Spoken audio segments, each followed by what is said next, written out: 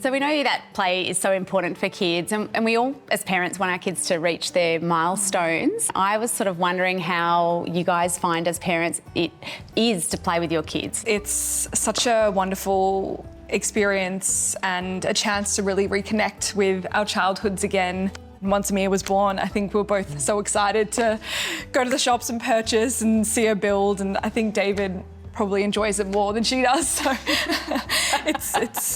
it's therapeutic in a sense. Yeah, and it's seeing the way that Mia figures out her own way to play with her toy, kind of watching her figure it out for herself is nice.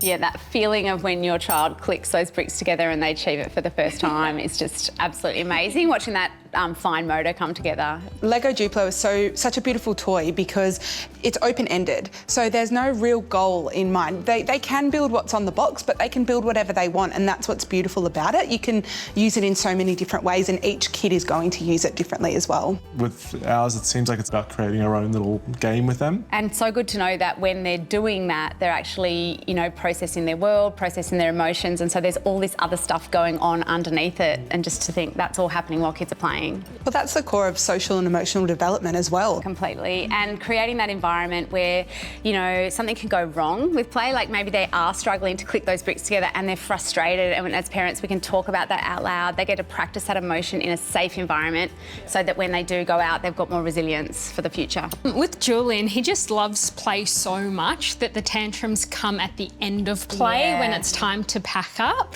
And so it's dealing with those emotions and saying, you know, he loves the cars, the broom broom has to go away now and then we can play with it tomorrow. And it's teaching him that, you know, playtime is now and then we'll move on to a different activity. And does it make a difference when he gets a bit of warning, or it's just hard every time? It depends what time of day, but How tired they are. how tired, absolutely, yeah. And kids can get really attached to objects and they can become a bit of a safety thing for them, so they want to take that little broom broom to bed or even off to daycare. And sometimes it can become something that actually helps them transition from one thing to the other, so it can be really great, except when you lose that Lego piece right at bedtime, right? Oh my God, disaster. Total disaster. Mia is at a stage now where she is on the move 24/7, so the fact that she can run down the hallway and then scoot this behind her or in front of her, it just adds such a new kind of element to her playtime. I think it's where she learnt the word uh-oh.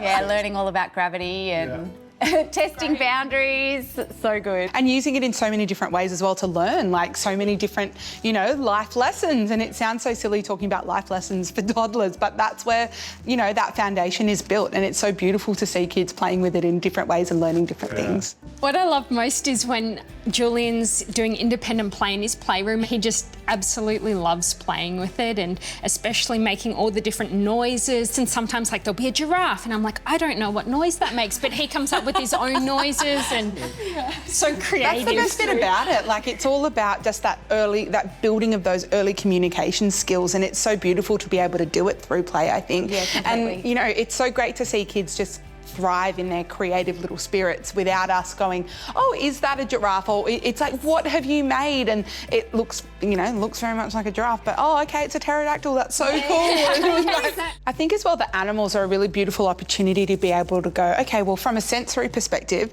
if we need a bit of a gross motor break here or a movement break, what, you know, how does a giraffe walk? Or what does that rooster do? What would the giraffe do if he was feeling really upset? And you know, being really creative in our play to teach those social cues and the social lessons from a really young age.